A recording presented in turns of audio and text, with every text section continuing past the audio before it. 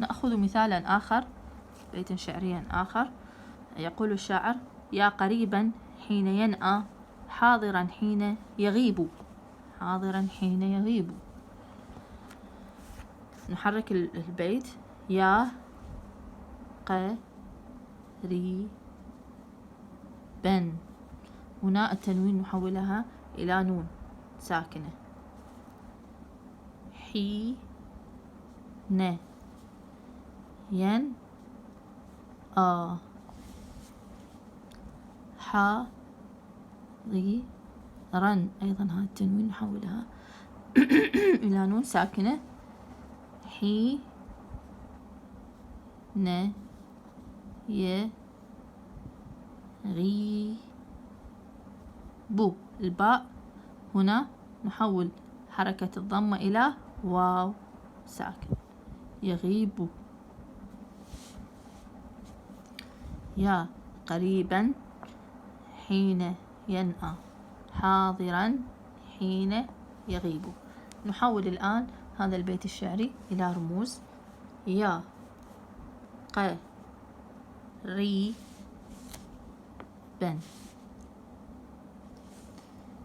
يا الياء والألف ساكنة. قاف مع وحدها. ري الراء مع الياء. بن الباء مع النون. حين ينأى، حاضرا حين يغيب. يا قريبا حين ينأى، حاضرا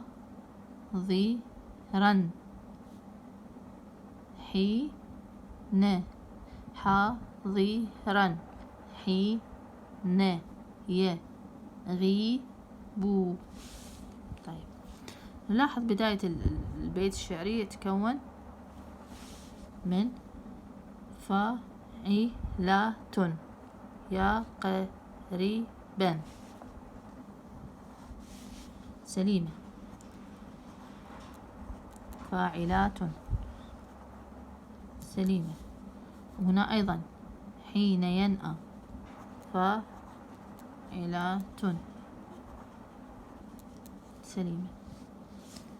حاضرا حي، أيضا فاعلات. حي فقط بدون النون. فاعلات.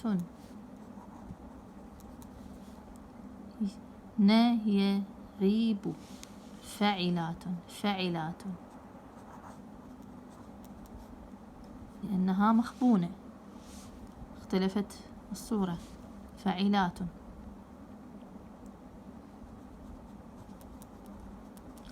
هنا أيضا من مجزوء الرمل. تفعيلاته سليمة إلا الضرب فيه مخبون.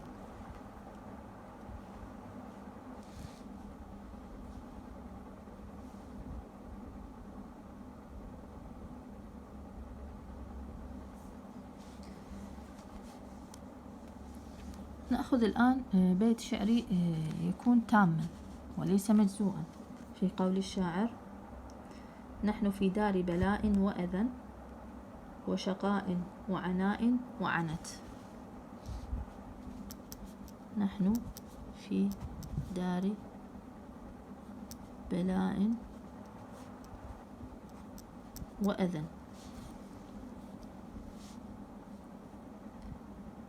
وشقاء وعناء وعنت.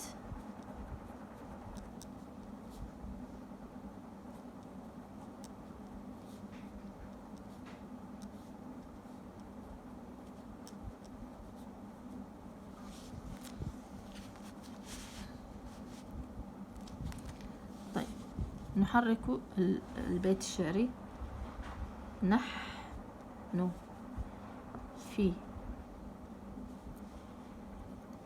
دار لا إن.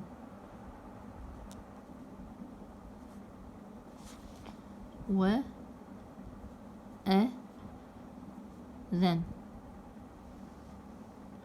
هنا وأذى تبقى ساكنة، أو نحولها نفسها إلى نون، إما نلفظها نحولها إلى نون، أو هي وأذى تبقى هي ساكنة. وأذن. وشقاء أيضا التنوين نحوله إلى نون ساكنة. وعنا أيضا نحول التنوين إلى نون ساكنة. وعنت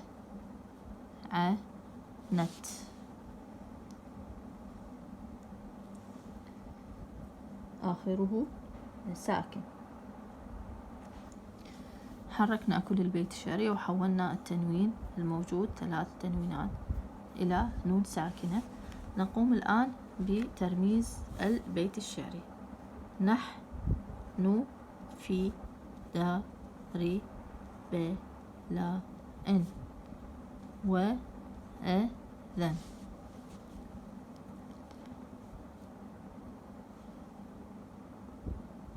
وشقاء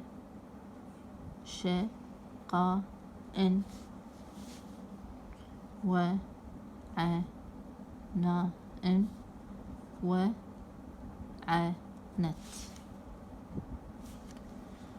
هنا هذه أذى، إما نعتبرها أذى وتبقى ساكنة الألف، أو منونة عند التنوين تحذف هذه الألف. وأذن لا نلفظ ألف، نلفظ ذال نون أذن. إذا ممكن أن نعتبرها أو نعدها تنوينا، فتكون 4 تنوينات هنا في هذا البيت الشعري. فاعلات. نحن في دا. فاعلات إلى دا، لاحظوها سليمة، رمزها كامل. فاعلات سليمة. فعلات. ربلاء. ربلاء. فعلات، وهي أكثر ما يصيب الأعاريض والأضرب والحشو هو الخبن. مخبونة.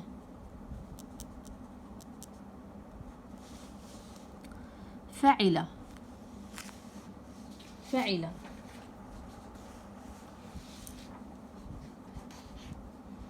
ماذا أصابها؟ هذه أصابها الحذف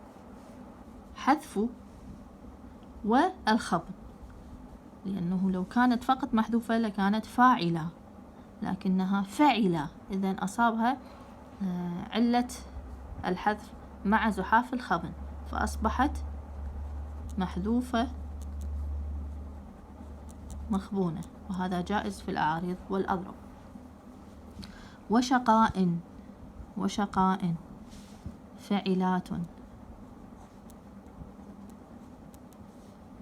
هنا أيضا مخبونة.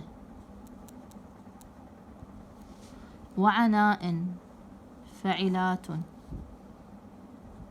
نفس الرمز، كثيرا ما يصيب هذا البحر. فعلات مخبونة. وأيضا وعنت. فعلة. فعلة أيضا محذوفة مخبونة.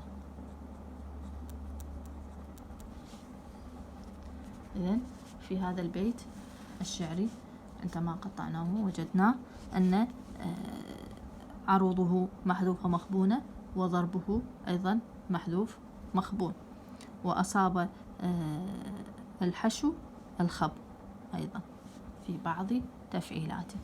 إذن هو من بحر الرمل التام. هذه 3 أمثلة شرحتها لكم وقطعت الأبيات، وأرجو منكن أيضا أن تقمن بتقطيع ومحاولة تقطيع بعض الأبيات الشعرية في التمارين صفحة 3 وتسعون من الكتاب. وأرجو منكن أن تخترن بيتا شعريا غير مقطع، أنت تقومين تعتمدين على نفسك وتقطعين مثالا من هذه الأمثلة التي على بحر الرمل. وأي سؤال أو استفسار أنا حاضرة للإجابة عنه. وشكرا جزيلا طالباتي العزيزات.